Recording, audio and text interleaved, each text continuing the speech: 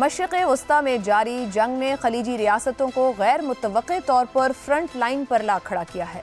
Iran ने अमरीका और Israel पर हमलों के जवाब में अरब मुल्कों पर सैकड़ों मिसाइल और ड्रोन्स दागे हैं।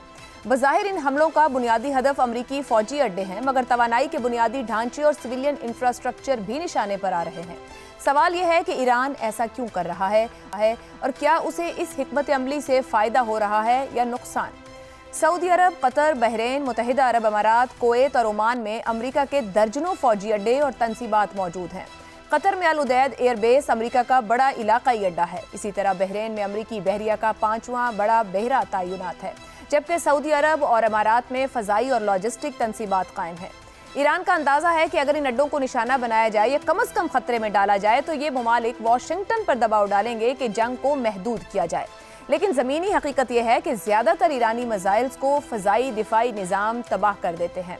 अलबत्ता गिरने वाला मलबा और ड्रोन हमले महदूद नौइयत का नुकसान ज़रूर पहुँचा रहे हैं, जिससे तेल और गैस की तनसीबात, बंदरगाहों और हवाई अड्डों पर खौफ व हिरास फैल रहा है।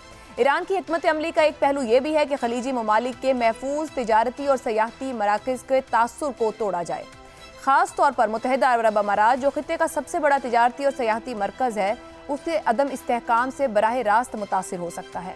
1991 में जब अमरीका ने इत्तेहादियों के साथ इराक पर हमला किया तो सद्दाम हुसैन ने सऊदी अरब और इसराइल पर मिसाइल दागे, मगर इमारात या बहरीन जैसे ममालिक बराह रास्त निशाना नहीं बने थे।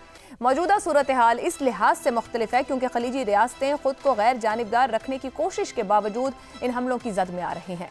माशी एतबार से ये हमले खलीजी ममालिक के लिए शदीद खतरा हैं। ये रियासतें अब सिर्फ तेल पर इन्हिसार नहीं कर रही, बल्कि सयाहत, गैर मुल्की सरमायाकारी, आलमी कंपनियों के इलाकाई दफातर और मालियाती खिदमात को अपनी मईशत की बुनियाद बना चुकी हैं। अगर जंग तूल पकड़ती है तो सरमायाकारों का एतमाद मुतज़लज़ल हो सकता है। इंश्योरेंस लागत बढ़ेगी, परवाजें मुतासिर होंगी और स्टॉक मार्केट्स दबाव में आ सकती हैं। सियासी तौर पर अगरचे यहाँ जमहूरी निज़ाम नहीं, मगर हुक्मरान तबका अपनी अवाम को माशी खुशहाली के जरिए मुतमईन ज़रूर रखता है। तवील अदम इस्तेहकाम क्या इस समाजी ताकत को कमज़ोर करेगा?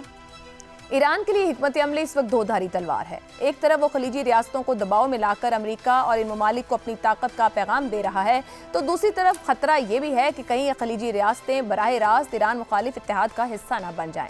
यूँ वक्ती दबाव शायद पैदा हो, मगर क्या तवील मुद्दती तन्हाई और इलाकाई महाजराई ईरान के लिए ज़्यादा महंगी साबित हो सकती है?